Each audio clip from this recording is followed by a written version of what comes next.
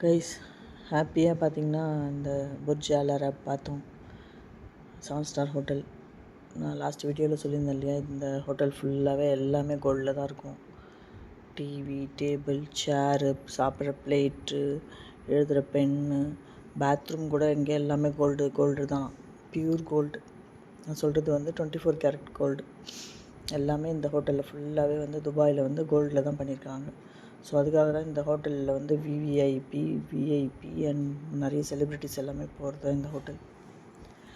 நிறைய பில்லியனர்ஸ்லாம் இருந்தால் கூட போகலாம், ஏன்னா ரொம்ப அதிகம் இங்கே போகிறது காசு. ரொம்ப ஹாப்பியாக அந்த சைட்டு சீன் பார்த்துட்டு, ஆனால் வெளியிலேருந்து தான் பார்க்க முடியும், உள்ளே போக முடியாது. அங்கேருந்து வெளியிலேருந்து மட்டும் அழகாக ஃபோட்டோ எடுத்துகிட்டு அங்கேருந்து கிளம்பிட்டோம் கைஸ். லைட்டாக வெயிலாக தான் இருந்தது, ஜாலியாக பார்த்துட்டு கிளம்பிட்டோம். அதுக்கப்புறம் பார்த்திங்கன்னா அடுத்த சைட் சீன் கூப்பிட்டு போகிறேன்னு சொல்லிட்டு டிரைவரை கூப்பிட்டு போயிட்டேன். ஏன்னா இது வந்து சிட்டி டூர் இன்றைக்கி ஃபுல்லாகவே அப்படியே துபாய் ஃபுல்லாக ஓவரால் அப்படியே சுற்றி காமிச்சிட்டே இருப்பாங்க. இதெல்லாம் பார்த்திங்கன்னா நிறைய அப்பார்ட்மெண்ட்ஸ். இப்போ பார்த்திங்கன்னா அவர் வந்து எங்களை எங்கே தெரியுமா கூப்பிட்டு போகிறாரு, ஷாருக் கானோட வீடு, அனில் அம்பானி எல்லாம் இருக்காங்க இல்லையா, அவங்கெல்லாம் வந்து வீடு வாங்கியிருக்காங்களாம். அந்த இடத்துக்கு கூப்பிட்டு போகிறேன்னு சொல்லிட்டு கூப்பிட்டு போனார். இது பார்த்திங்கன்னா ஒரு கோட்டை.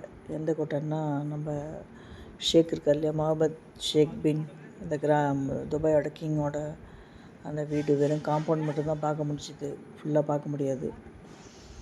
இதுதான் கைஸ் அவரோட என்ட்ரன்ஸு, பேக் என்ட்ரன்ஸு அப்படின்னு நிறைய காமிச்சார். துபாயோட ராஜாவோட பேலஸ் அதான் அது. அதுக்கப்புறம் அப்படியே போயிட்டே இருந்தோம்.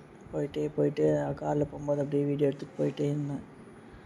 பார்த்திங்கன்னா அனில் அம்பானி அங்கே தான் வீடு வாங்கியிருக்காரு, ஷாருக் கான் அங்கே தான் வாங்கியிருக்காரு. எங்கன்னா பாம் ஜுமேரா, அந்த பாம் மாதிரி ஒரு மாடல் இருக்கும் இல்லையா, நான் நிறையா 2-3 வீடியோஸ்க்கு முன்னாடி கூட நான் போட்டிருந்தேன் அந்த வீடியோ. ஃபுல்லாக வந்துட்டு கடலை வந்து ஃபுல்லாக மண் அப்படியே ஃபுல்லாக நிரப்பி அது மேலே வந்து வீடு கட்டியிருக்காங்க துபாயில். அதுதான் வந்து இந்த பாம் ஜுமேராவில் வந்து அந்த வீடு. அதெல்லாம் பயங்கர க்ரோஸ் கணக்கில் இருக்கும் அந்த வீடு எல்லாமே. எனக்கு தெரிஞ்சு 100 crores 200 crores இருக்கும்னு நினைக்கிறேன், எனக்கு சரியாக தெரியல. ஆனால் டிரைவர் எக்ஸ்பிளைன் பண்ணிகிட்டே போயிட்டே இருந்தார். இது பார்த்திங்கன்னா நம்ம மலேசியாவில் ட்வின் டவர் இருக்கும் இல்லையா, அந்த மாதிரி துபாய்லேயும் ஒரு ட்வின் டவர் மாதிரி கட்டியிருக்காங்க. எக்ஸாக்டாக அதே மாதிரி இருக்காது, ஆனால் கொஞ்சம் வேறு மாடல் மாதிரி இருக்கும். ஆனால் இதுவும் ஏதோ அப்பார்ட்மெண்ட்டு தான். பாருங்கள் எப்படி இருக்குது இந்த அப்பார்ட்மெண்ட்டு. அங்கே இருக்கிற பில்டிங்ஸ்லாம் எப்படி கட்டியிருக்காங்க பாருங்கள். அதுக்கு பக்கத்தில் இருக்கிறதுலாம் ரெசிடென்ஷியல் ஏரியா தான். வீடெல்லாம் பாருங்கள் எப்படி இருக்குன்ட்டு. பார்த்து ஜாலியாக என்ஜாய் பண்ணுங்கள் கைஸ். மிஸ் பண்ணாமல் பாருங்கள், எல்லாத்தையும் கண்டினியூவாக பாருங்கள். அங்கே பார்த்தீங்கன்னா மெட்ரோ ஸ்டேஷன் அது வர்றது எப்படி இருக்குது பாருங்கள்.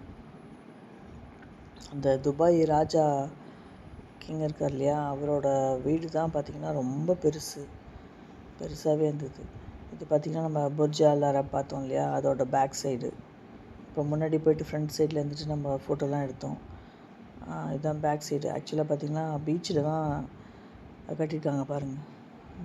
கடலில் தான் அவங்க எல்லாமே கட்டுறாங்க, மண்ணை நிரப்பி ஃபவுண்டேஷன் ஸ்ட்ராங்காக போட்டு அதான் கட்டுறாங்க. இது வந்து லாங் ஷாட்லேருந்து எடுத்தேன் அது. இது எல்லாமே அப்பார்ட்மெண்ட் தான் கைஸ், ஃபுல்லாகவே அப்பார்ட்மெண்ட்டு தான் துபாயில்.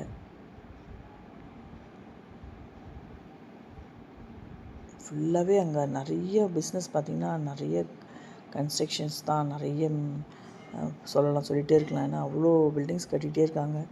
இன்னும் ஒரு 2 years கழிச்சு போனால் இன்னும் துபாய் பயங்கரமாக டெவலப் ஆகிட்டே இருக்கும். இதெல்லாம் வந்து இங்கே பார்த்திங்கன்னா விஜய் சேதுபதிலாம் வீடு வாங்கியிருக்காங்க. நிறைய நம்ம ஆக்ட்ரஸ்லாம் வந்து நிறைய வீடு வாங்கியிருக்காங்க இங்கே துபாயில். நிறைய சொல்லியிருந்தாங்க, நிறைய ஆக்ட்ரஸ் வந்து இங்கே வீடு வாங்கியிருக்காங்க இந்தியாவில் இருந்துட்டு அப்படின்னு சொன்னாங்க. ஆனால் விஜய் சேதுபதிக்கு இங்கே வந்து க்ரீன் கார்டு கொடுத்துருக்காங்க, அது உங்கள் எல்லாருக்குமே தெரியும். பாருங்க, எல்லாமே வந்து நிறைய அப்பார்ட்மெண்ட்ஸ் தான். இதெல்லாம் கிராஸ் பண்ணி தான் இப்போ அடுத்த சைட் சீன் போகிறோம். துபாயில் காரெல்லாம் அவ்வளோ காஸ்ட்லி. அங்கே இருக்கிற டிரைவர் கூட வந்து பார்த்திங்கன்னா 1.5 crores கார் தான் வச்சுருக்காரு. ஐ மீன் நம்ம இந்தியன் ருபீஸ் வேல்யூக்கு சொல்கிறேன். அங்கே எல்லாமே காஸ்ட்லி கார் தான் வச்சுருக்காங்க. டொயோட்டாலாம் காஸ்ட்லி தானே, அந்த கார் தான் வச்சுருக்காங்க. இது வந்து இது வந்து அந்த எலக்ட்ரிக் ஸ்டேஷன் சொல்லிட்டு சொன்னாங்க. எலக்ட்ரிசிட்டி டிபார்ட்மெண்ட்டு இந்த இது க்ராஸ் பண்ணி போனோம். அங்கே வந்து எலக்ட்ரிக்கெலாம் வந்துட்டு ப்ரொடக்ஷன் பண்ணுறது. இதுவும் அப்பார்ட்மெண்ட்டு தான் பாருங்கள். இப்போ வந்து கார் வந்து பீச்சில் வந்து கடலுக்கு அடியில் போகுதுன்னு சொல்லி டிரைவர் எக்ஸ்பிளைன் பண்ணார். பாருங்கள், இன்னும் கொஞ்ச நேரத்தில் போகுது, கடலுக்கு அடியில் போகுது கார் அப்படின்னு சொல்லிட்டு. ஏன்னா கடலுக்கு அடியில் பிரிட்ஜ் கட்டியிருக்காங்க அப்படின்னு சொன்னாங்க.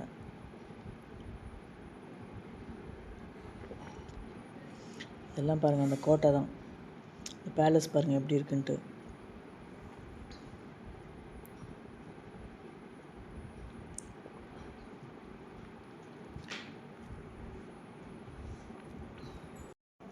இது பார்த்திங்கன்னா இப்போ லைட்டாக தெரியுது பாருங்கள், இதுவும் வந்து ஒரு ஸ்டார் ஹோட்டல் தான்.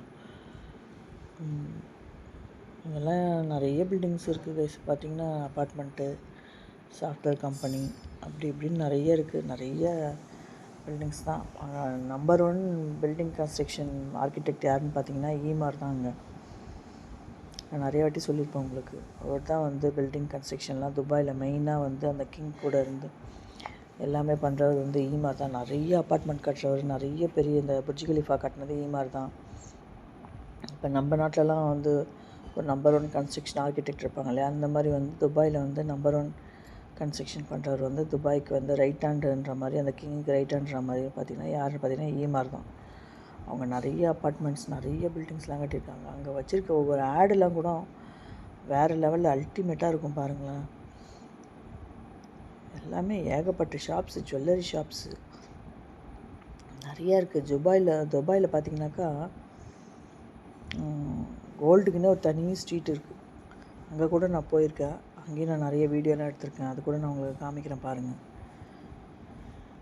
இந்த பில்டிங்ஸ் எல்லாமே பார்த்து ரசிங்க, எப்படி இருக்குது பாருங்கள். என்னென்ன மாடலாக அது மேலே ஏதோ பால் மாதிரிலாம் வச்சுருக்காங்க. அதெல்லாம் என்னென்னு எனக்கு நிறைய தெரியல. ஆனால் அப்படியே சுற்றி நம்ம வியூவர்ஸ்க்கு காமிக்கிறேன்னு சொல்லி தான் நான் எல்லாமே வீடியோ எடுத்தேன். பாருங்கள் எப்படி இருக்குது கைஸ் பில்டிங்லாம். இதெல்லாம் பார்க்கும்போது தான் அப்படியே துபாய் வேறு லெவலில் தெரியும். அப்படியே இந்த பில்டிங்லாம் பார்க்கும்போது அப்படியே ஹைட்டாக எப்படி தான் இவ்வளோ ஹைட்டாக கட்டுறாங்க, எப்படி தான் இந்த அளவுக்குலாம் அவங்களுக்கு பெர்மிஷன் கொடுத்துருக்காங்க, எப்படி இவங்க இதெல்லாம் மெயின்டைன் பண்ணுறாங்கன்றதே ஒரு பெரிய விஷயமாக தான் இருக்கும். ஆக்சுவலாக பார்த்திங்கன்னா இது சீ வேர்ல்டுன்னு போட்டு ஏதோ ஒரு பில்டிங் கட்டியிருக்காங்க. இது ஏதோ ஒரு என்டர்டெயின்மெண்ட் பார்க் மாதிரி தெரியுது. இதெல்லாம் டால்ஃபின் சிட்டி அந்த மாதிரிலாம் இருக்கும் இல்லையா, அந்த மாதிரின்னு நினைக்கிறேன். அது பார்க்கும்போது அப்படி தான் தெரியுது எனக்கு. பில்டிங்லாம் பாருங்கள் கைஸ் எப்படி இருக்குது, எவ்வளோ பெருசாக எவ்வளோ ஹைட்டு. கேமராலே கவர் பண்ண முடியல என்னால். இன்னும் கொஞ்சம் ஒரு 10 வருஷம் போச்சுன்னா துபாய் வந்து எங்கேயோ போயிடும். பயங்கரமாக இருக்குது பாருங்கள். பில்டிங்லாம் எப்படி கட்டியிருக்காங்க. இன்னும் கன்ஸ்ட்ரக்ஷன்ஸ் நிறைய போயிட்டுருக்கு. கன்ஸ்ட்ரக்ஷன்ஸ் அது வந்து லிமிட்டே கிடையாது. என்ன தான் கட்டுறாங்கன்னே தெரியல. நிறைய டெவலப்மெண்ட் பண்ணிகிட்டே இருக்காங்க. எப்படி இந்த அளவுக்கு பண்ணுறாங்கன்னே ஒன்றுமே புரியாது நமக்கு பார்க்கும்போது. பில்டிங்லாம் எப்படி இவ்வளோ ஹைட்டாக கட்டுறாங்க. பயங்கரமாக கிளாஸை வச்சு பயங்கரமாக கலக்கியிருப்பாங்க பில்டிங்லாம். எப்படி இருக்குது பாருங்கள். ஒவ்வொரு பில்டிங்கும் ஒவ்வொரு மாடல், எல்லாமே யூனிக்காக இருக்கும் ஒன்று ஒன்றும் பார்க்குறதுக்கு. தெரியுதா, நிறைய பாம் ட்ரீலாம் தெரியுது அவங்களுக்கு. அதுக்கப்புறம் அந்த டேட்ஸ் ட்ரீ கூட நிறையா இருக்கும் இங்கே. எல்லாமே எனக்கு வந்து டிரைவர் தான் நிறையா எக்ஸ்ப்ளனேஷன் கொடுத்துருந்தார். பாருங்கள் பில்டிங்ஸ்லாம் எப்படி இருக்குல்ல. என்னால் வந்து அந்த வீடியோஸ்லாம் எடுக்காமல் இருக்கவே முடியல. எப்படி வந்து துபாயை வந்து கவர் பண்ணாமல் ரெக்கார்ட் பண்ணாமல் எப்படி நான் வர்றது. போகிற வழி எல்லாமே ரெக்கார்ட் பண்ணிகிட்டே இருந்தேன். எத்தனை வாட்டி ரிட்டன் ஆகிட்டு காரில் அங்கங்கே ஒவ்வொரு சைட் சீன் போகும்போது நிறைய வியூஸ் தெரியும் இல்லையா. அந்த ரோடெல்லாம் எவ்வளோ அழகாக போட்டிருக்காங்க தெரியுங்களா. எவ்வளோ அழகாக மெயின்டைன் பண்ணுறாங்க. ரோட்டில் இருக்கிற ரிஃப்ளெக்டர் ஆகட்டும், ஒரு லைட் ஆகட்டும், அவ்வளோ அழகாக மெயின்டைன் பண்ணியிருக்காங்க. துபாயெலாம் கண்டிப்பாக சுற்றி பார்க்கணும். இந்த இடம் வந்து ஒரு சைட் சீன் சொல்லிட்டு தான் இந்த இடத்துக்கு கூப்பிட்டு போயிருந்தார். இங்கே பார்த்திங்கன்னா சின்ன ஒரு போட்டிங் மாதிரி இந்த இடத்துல ஒன்று இருந்துச்சு. தேவையானவங்க இந்த இடத்துல போட்டிங் போகலாம். ஆனால் நான் போகல. ஏன்னா அங்கே பயங்கர ஹாட்டாக இருந்ததால் இங்கே எதுக்கு போட்டிங் போகணுன்னு சொல்லிட்டு நாங்கள் போகல, அவாய்ட் பண்ணிட்டோம். சும்மா அங்கே நின்று ஃபோட்டோஸ் மட்டும் எடுத்துகிட்டு அப்படியே வந்துட்டோம். ஐ லவ் துபாய்ன்னு போட்டிருக்கோம் பாருங்கள். இங்கே மட்டும் அப்படியே ஃபோட்டோ மட்டும் எடுத்துகிட்டு இங்கேருந்து கிளம்பிட்டாங்கன்னா அடுத்த சைட் சீன் போகலான்னு சொல்லி கொஞ்ச நேரம் தான் இங்கே இருந்தோம். ஏன்னா வெயில் ரொம்ப அதிகமாக இருக்கும்போது எப்படி போட்டிங் போகிறது. ஈவினிங்னா பரவாயில்ல, ஸோ இது சிட்டி டூர் தானே, ஸோ ரொம்ப நேரம் அங்கே இருக்க வேணான்னு சொல்லிட்டு வந்துட்டோம் கைஸ். பார்த்து சைட் சீன் போக போகிறேன். நான் உங்களை அடுத்த வீடியோவில் பார்க்குறேன் கைஸ். டாட்டா பாய்.